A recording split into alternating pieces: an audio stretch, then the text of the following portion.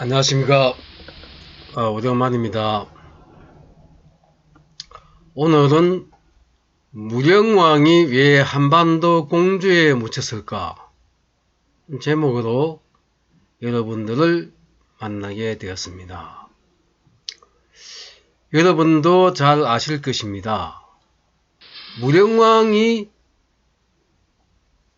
백제 왕들 중에 유일하게 무덤이 알려져 있는 그런 백제왕이죠. 백제는 서울 또 공주 사비로 이어지는 그런 역사책에서 우리가 그렇게 수도를 옮겨가면서 왕국을 건설했다는 걸 배웠지만, 사실은 이렇다 할 왕도다운 그런 터가 국내에서는 사실 발견되고 있지 않습니다. 그래서 우리가 기존의 한국 그 역사 시간에서 배운 것들이 일본 사람들이 이렇게 만들어 놓은 그 왜곡된 역사이기 때문에 우리 역사를 다시 조명하는 의미에서 오늘 무령왕이 왜 한반도 공주에 묻혔을까 하는 제목으로 여러분들을 찾아뵙습니다. 박창화 선생이 이 고구려 사략이라는 책을 이렇게 편저를 했었는데요. 삼국사의 분량의 3배 정도의 분량인데요. 이 대일항쟁기 때 독립운동을 하다가 체포된 후 그의 학식과 식견이 일본 사람들도 인정을 해서 일본의 왕실 서구에서 박창호 선생이 일하게 되었죠.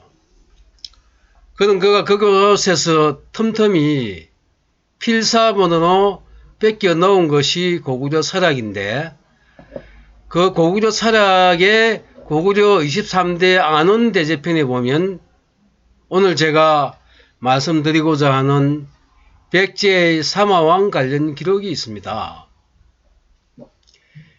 이 사마왕의 처 연씨가 사오의 처 백씨를 투기하다가 사마왕을 독살하였고, 사마왕의 그 서자인 성왕, 이름이 명농인데 백제 성왕이 상을 당한 것을 숨기고 보위에 올랐지요.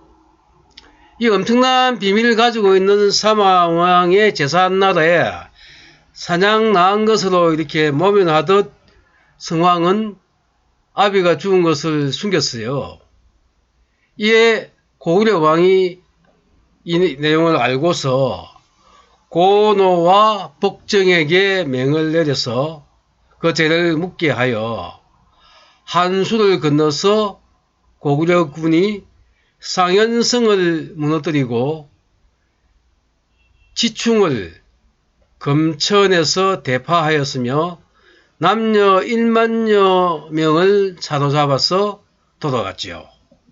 이때 명농 성왕이 연희를 보내서 명마와 미녀를 바쳤으며 신하의 도리를 저버렸던 것을 안원왕한테 사죄를 했습니다.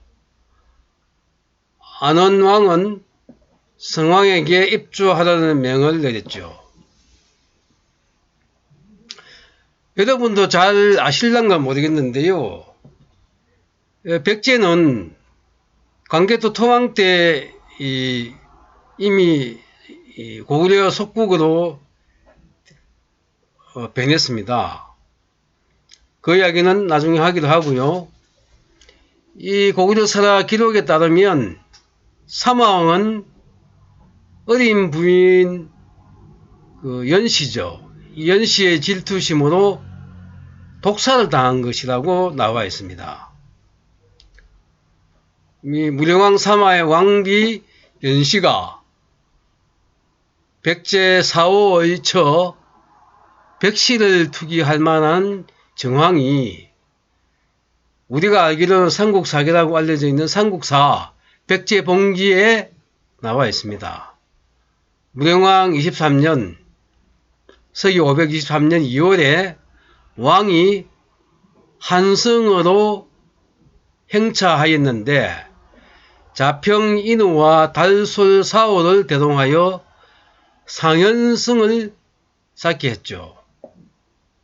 성을 쌓은 공사 책임자 달솔 사오를 그곳에 남게 하고 무령왕은 3월달에 한산으로부터 돌아왔다는 기록이 이 백제사에 있습니다.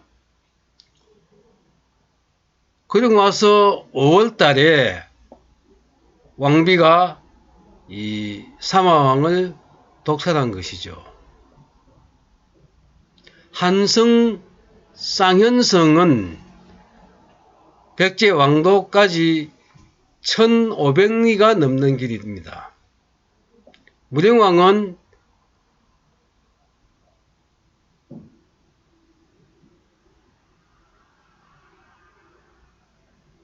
남편이 부재 중인 백씨와 2개월 정도 미래를 했지 않나 이렇게 보여지죠. 이때 화가 난 연씨가 무령왕을 독살한 것으로 보입니다. 이로 인해서 아들인 성왕이 아버지가 죽은 것을 숨기고 왕위에 올랐으며 부왕의 죽음을 숨기고 왕권을 대행하다가 이 슬그머니 아버지의 시신을 대륙 백제에서 한반도 공주로 이장을 한 거 아니겠냐 하는 이야기를 오늘 제가 하는 것이죠. 백제왕은 아버지가 죽었다는 것을 왜 숨겼을까요? 고구려 사략 안원대제편을 보면 명농이 연희를 보내서 명마와 미녀를 바쳤으며 신하의 도리를 저버렸던 것을 사죄하였다는 대목이 있습니다. 당시 백제는 고구려의 속국이었던 것이죠. 고구려 사략의 기록을 요약하면 무령왕이 어린 왕비에 의해서 독살을 당했고 서자인 명농 성왕이 상을 당한 것을 속이고 보위에 올랐다.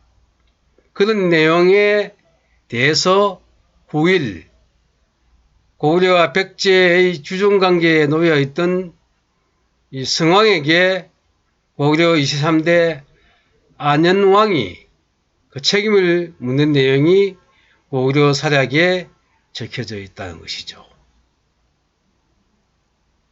부왕을 가까이 모시고 국정의 일익을 담당하던 성왕 명농으로서는 무령왕 갑자기 이 죽음에 따라서 굉장한 위기감을 느꼈을 것입니다. 무령왕의 유언이 없었기 때문에 왕위를 계승하는데 고구려의 허락을 받아야 하고 또 그렇기 때문에 왕의 죽음에 대한 사인이 밝혀지겠고 또 무령왕의 적자 순타태자가 월주 백제 가까이 야마토에 살아있는 상황에서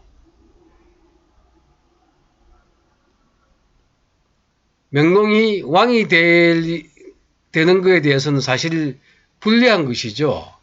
그래서 부왕의 죽음을 숨기고 왕권을 대행하다 슬그머니 왕위를 이어간 것이고 이와 같은 악행을 고구려에서 알게 되어 고구려의 침공과 책임 추궁을 당한 것이죠. 이런 내용을 종합해 보면 이 무령왕의 묘를 한반도에 일부러 숨긴 사연을 충분히 이해할 수가 있죠. 성왕으로서는 아버지의 묘인데 초라하게 매장할 수도 없고, 또 대놓고 장례를 지나면 고구려가 알게 되기 때문에 최소한의 분묘 형태를 갖추어서 한반도로 매장을 했다. 이렇게 생각할 수 있죠.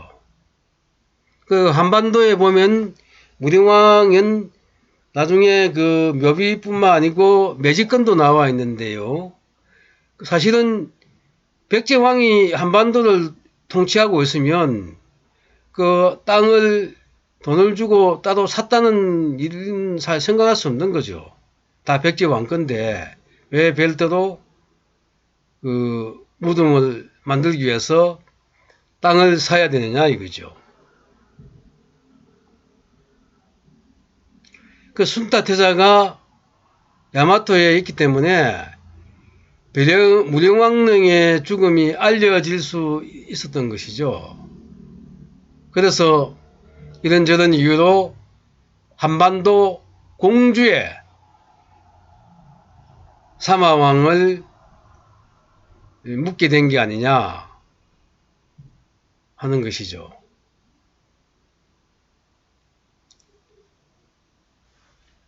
그래서 이제 이 사마왕하고 왕비의 장례를 같이 공주제에게 묻은 것이다. 이렇게 봐집니다.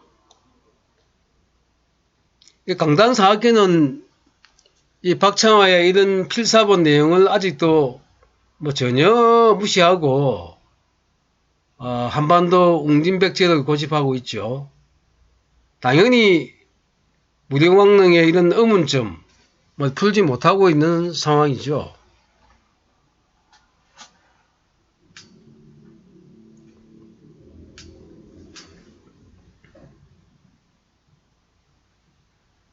백제봉기 성왕 7년 529년에 고구려 안흥왕의 직전왕인 22대 안장왕 때도 침공기사가 있는데 겨울 10월에 고구려 왕 안장왕이 몸수 군사를 거느리고 침범해 와서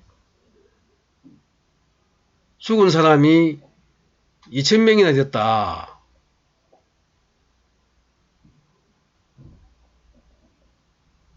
그때 백제 성왕은 자평 연무에게 명해서 보병과 기병 3만 명을 거느리고 오곡 언덕에서 싸웠지만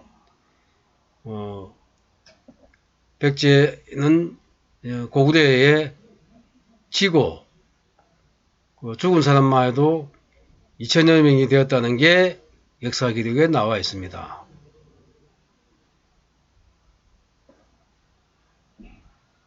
그 안장왕도 마찬가지로 그 백제 성왕에 대한 책임 추궁으로 침략한 것이 아니냐 이렇게 생각이 들면서 그 대를 이은 안흥왕도 외교적 압박을 가한 것이 고구려 사략의 기록에 남은 것이라고 볼 수 있습니다. 그 백제의 왕위 개성까지 고구려가 일일이 이렇게 간섭할 만큼 백제와 고구려는 주종 간의 관계에 있었다고 볼 수 있죠. 이러한 내용은 그 오은홍님의 한반도에 백제는 없었다는 책을 제가 인용한 것인데요. 한반도에서 백제의 왕의 유일한 무덤으로 무령왕릉을 이야기합니다. 그런데 역사학자 우창수님은 현재 나주에 가면 그 고분이 많이 나와 있는데 이 백제 나주의 이 고분들이 백제의 통치 세력의 무덤으로 보기도 하죠. 이분은 나주에서 백제 천자가 진화 대륙에 우연왕을 두고 일본 열도에 자연왕을 두고 22담론을 거느린 대해양 제국을 통치했다고 이렇게 주장합니다. 그 삼국사에 나오는 백제 일식을 연구한 박창범 교수는 백제의 위치를 바레만 일대라고 이렇게 주장을 하죠. 백제의 천문 관측지 중심은 지금의 여화강 유역이라고 말합니다. 우리는 지금껏 백제가 한반도 중부에서 호남 지방을 영토로 하는 그런 고대 왕국이라고 이렇게 배웠는데요. 컴퓨터에 고천문학 데이터를 입력해서 결과가 나온 지도는 한반도도 아니고 저 만주평야를 넘어 바레만 일대에 백제의 천문 관측지가 나와 있다는 것이죠. 이와 같이 바레만 일대를 백제가 활동한 영역이라고 주장하는 분이 또 한 분이 있는데요. 윤여동 역사학자인데요. 묘하게도 천문학자 박찬범 교수가 주장한 백제 일식 관측지하고 일치하는 경향을 보입니다. 윤여동님은 자신의 저서 아주 특별한 백제 신라사에서 그 책 179페이지에 나오는데요. 반도 백제의 왕인 무령왕이 진화 대륙의 동성왕이 죽자 대륙으로 건너가서 대륙 백제 왕위에 오르면서 대륙과 한반도의 통일 백제의 황제로 군림했다고 추정하고 있죠. 윤여동은 이러한 무령왕이 죽으면서 자기가 자랐던 고향에 묻히고 싶어 했기 때문에 지금의 공주에 무령왕이 묻힌 것으로 보고 있죠. 그래서 제가 오늘 오은홍님과 윤여동님의 주장을 인용한 뜻은 어떤 것이냐면, 우리가 일본이 식재해 놓은 그 소설 같은 한국사를 이제는 탈피하고 이 사실적으로 접근해서 우리 한국사가 실제 있었던 것을 밝힌 대로 역사 교육을 학교에서도 이제 해야 된다, 이런 것이고요. 제가 윤여동님이나 오은홍님 또 여러 제야사학자의 책들을 많이 읽어봤는데요. 이 무령왕릉의 지석은 왕이나 황제의 지석으로 보기에는 다소 좀 무리가 있다고 봅니다. 백제의 그 부흥운동으로 활약했던 흑지상지 장군이나 백제 의장왕의 아들인 부여융의 비석이 발견되었는데요. 그 비석들을 보면 이들 망자의 출자 내용이라든지 가계도, 활동 무대 이런 게 체계적으로 이렇게 써놨는데 내용도 아주 풍부합니다. 흑지상기는 거의 1700자에 가깝지만 무령왕 지석은 아주 그 내용도 작고 체계성도 없거든요. 그 22담론을 통치했다는 대제국 백제왕의 이 비석으로 봤을 때는 뭔가 성연치 않고 내용도 없고 뭔가 조작된 느낌이 저는 있다고 봅니다. 그래서 실제로 백제왕의 무덤인 것은 유물로 봤을 때는 근접한 부분도 있고 하지만 사실은 여전히 백제 여러가지 왕국에 대한 미스테리는 사실 계속되고 있다.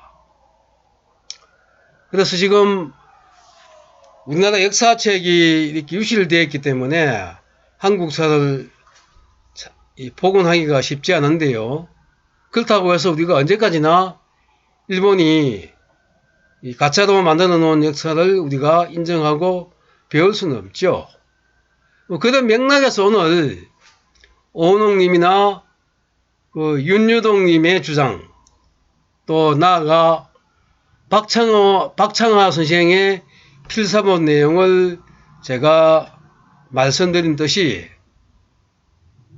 우리가 이제는 중국 중심의 역사관으로 볼 것도 아니고 일본의 황국사관은 더 말할 것도 없죠. 우리가 우리 역사 발전에 맞는 그런 역사관을 가지고 크게 세계 무대로 나아가야 된다. 동양의 고대사, 최건세사를 지금까지 중국 중심으로 생각할 게 아니고 우리가 우리 주체적으로 역사를 해석하고 우리 중심으로 해석하면서 우리가 한반도 대한민국이 아닌 이 유라시아에 걸쳐서 활동했던 우리의 역사를 다 밝혀내어서 후세들에게 가르쳐야만이 우리 당면한 역사적 과제를 해결하는 진취적 역사관을 우리 후손들에게 남겨줄 수 있지 않겠냐고 생각하는 것이죠. 그래서 저는 한국 사학계의 이런 청명관이 무조건 한반도 안으로 우겨넣는 그런 몰상식적인 학문 태도와 연구 자세를 강렬하게 비판하면서 우리 역사 문화를 하루속히 찾아 나가야 되겠다고 생각하면서 우리 역사의 분발과 통렬한 반성을 촉구하는 것입니다.